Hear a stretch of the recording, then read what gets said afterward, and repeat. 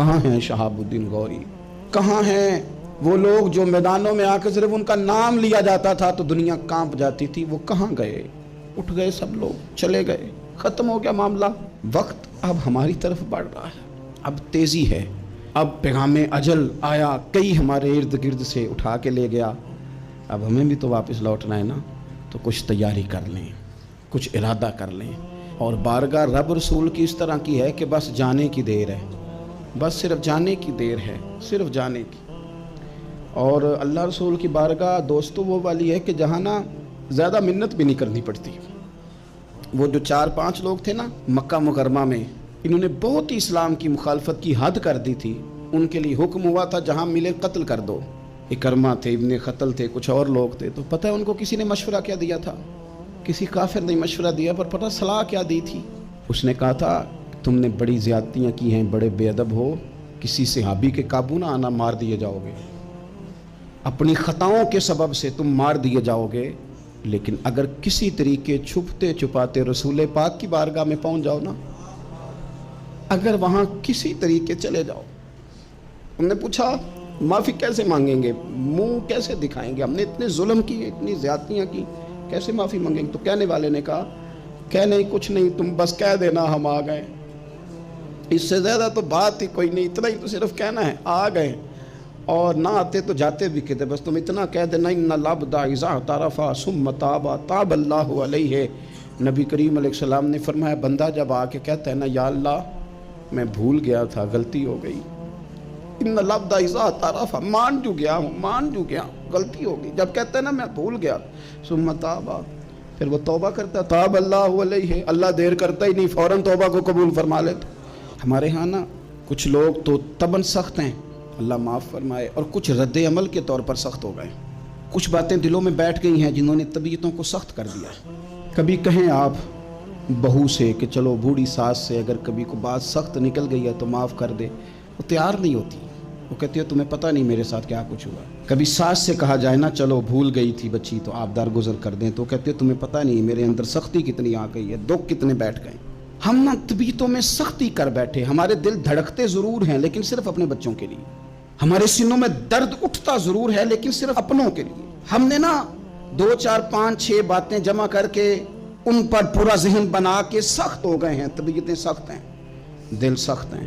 میرے نبی پاک صلی اللہ تعالی علیہ وسلم نے فرمایا، یہ حدیث مسلم شریف میں موجود ہے، فرمایا جنت میں وہ لوگ داخل کیے جائیں گے جن کے دل چڑیوں کی طرح نرم ہیں، نرم دل کے لوگ، معاف کر دینے والے، جلدی مان جانے والے۔ ایک صاحب تھے اپنے بھائی سے ناراض ہو گئے اور انہوں نے رشتے سے انکار کر دیا، پہلے ان کے بیٹے کی وہیں پہ نسبت تھی، انکار کر دیا۔ تو کئی لوگوں نے ان سے کہا، میں نے بھی کہا، تو وہ کہنے لگے پیر صاحب عزت بڑی کرتا ہوں آپ کی لیکن میں مرد ہوں، ایک دفعہ نہ کر دوں تو پھر ہاں نہیں کیا کرتا۔ تو میں نے اس صاحب سے کہا، میں نے کہا یوں نہ کر، اگر صبح قیامت تیرے بارے میں کوئی سخت فیصلہ آ جائے اور رب کو منانا ہو کسی مقام پر تو کیا کہے گا؟ بہانے بنا بنا کے ہم سخت ہو گئے، دل اتنے سخت پتھر کر لیے، میں فلاں ہوتا ہوں جی، میں نہیں دوبارہ کسی کی سنتا۔ اور خدا کے بندو، میرے نبی پاک علیہ السلام نے فرمایا مومن تو اس طرح ہوتا ہے جس طرح اونٹ کے ناک میں نکیل ہوتی ہے، بٹھا دو تو بیٹھ گیا، اٹھ جاؤ تو اٹھ گیا۔ اور حضور نے فرمایا وہ لوگ جو بہت بد اخلاق ہیں، جھگڑالو ہیں، فسادی ہیں، سخت دل ہیں، وہ لوگ جنت میں نہیں جائیں گے۔ جو جھگڑے کرتے پھرتے ہیں جھگڑالو لوگ ہیں۔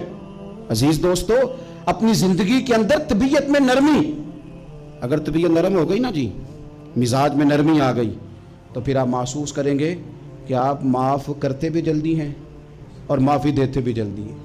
پھر آپ کے تعلقات بچیں گے، آپ کی نسبتیں بچیں گی، آپ کے بہت سارے رشتوں میں قربت آئے گی، ٹوٹیں گے نہیں۔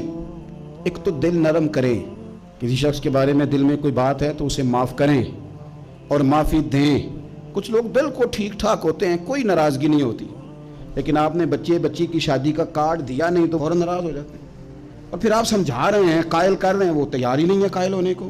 سنو اور اس حدیث کو یاد رکھنا، نبی پاک صلی اللہ تعالی علیہ وسلم نے فرمایا جس کے پاس اس کا بھائی عذر لایا، بھائی معافی مانگنے آیا اور پھر اس نے معاف نہ کیا، اللہ کے حبیب فرماتے میرے حوض کوثر پہ نہ آئے، تو سخت ہو کے بیٹھ گیا ہے، تو کہتا ہے میرے سے پہلے سنے، میں آپ کو بتاؤں اس نے میرے ساتھ کیا کیا، اور ٹھہر جا، اگر حساب کتاب کے بعد معافی والا اصول رکھ لیا جائے کہ پہلے حساب کتاب ہوگا، غلطیوں کا مداوع ہوگا، پھر معافی ہوگی، تو یہی حساب اگر رب کریم بندوں کے ساتھ کرے تو پھر میں اور آپ کدھر جائیں گے؟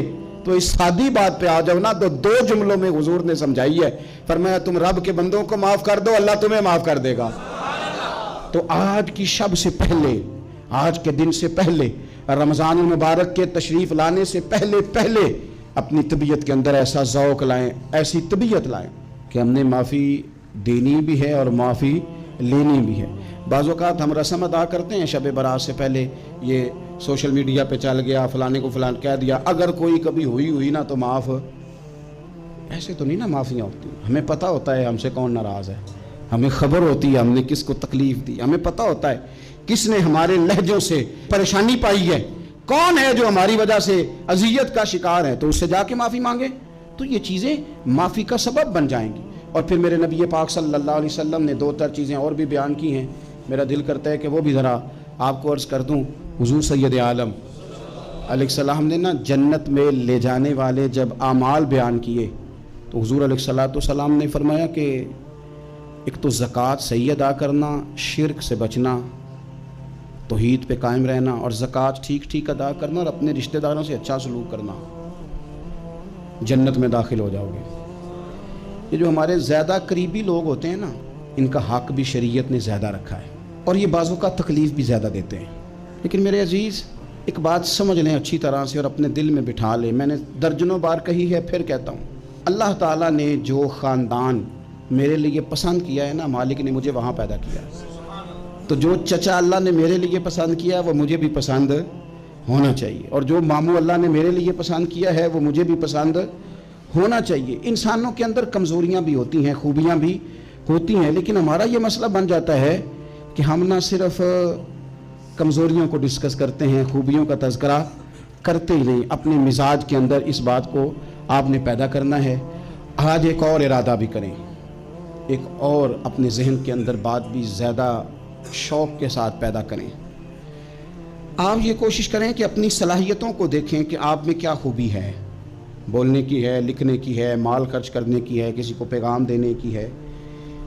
مسجد نبوی شریف میں ایک بی بی صرف جھاڑو خالی دیتی تھی، بیمار ہو گئی تو سرکار تیمارداری کرنے گئے، اور صحابہ نے حضور کو اطلاع دیے بغیر تدفین کر دی، جنازہ پڑھا دیا، تو حضور نے قبر پہ کھڑے ہو کے دوبارہ جنازہ پڑھایا۔ اپنے وجود کو بیکار نہیں رکھنا، اس سے کوئی کام لیں۔ اللہ فرماتے ہیں افحسبتم انما خلقناکم عبثا وانکم الینا لا ترجعون، فرمایا تم کیا سمجھتے ہو ہم نے تمہیں بیکار پیدا کیا ہے، اور کیا سمجھتے ہو تم نے لوٹ کر ہمارے پاس آنا نہیں؟ ایک ذرہ بھی تو بیکار نہیں ہو سکتا۔